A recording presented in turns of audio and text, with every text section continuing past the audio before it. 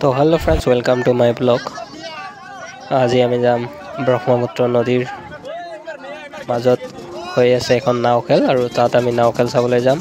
আৰু চাবলৈ পাইছে ব্ৰহ্মপুত্ৰ নদীৰে আমি এতিয়া চেলো নাও বুলি কয়, সেই নাওৰে আমি তালৈ যাম। আৰু চাবলৈ পাইছে এয়া আমি গৈ আছোঁ আৰু আহি পালোঁৱে আমাৰ গন্তব্য স্থানত। আৰু চাবলৈ পাইছে ইয়াত মানুহৰ কিমান ভিৰ লাগিছে। আৰু ইতিমধ্যে আমাৰ নাও খেলখনো আৰম্ভ হৈ গ'ল। চাবলৈ পাইছে নদীৰ মাজত, ব্ৰহ্মপুত্ৰ নদীৰ মাজত এয়া চাবলৈ পাইছে কিমান সুন্দৰ দৃশ্য এয়া। আৰু লেফ্টৰ নাওখনে প্ৰতিযোগিতাত জিকিলে। আৰু এতিয়া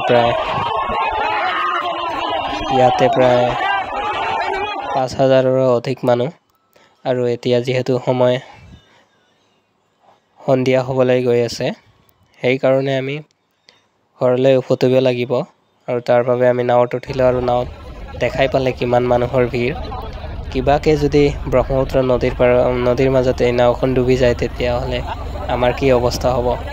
আৰু আপোনালোকে কেতিয়াবা আহিবচোন ব্ৰহ্মপুত্ৰ নদীৰ মাজত সন্ধিয়া ভাগৰ সময়খিনি নাৱেৰে ফুৰিবলৈ।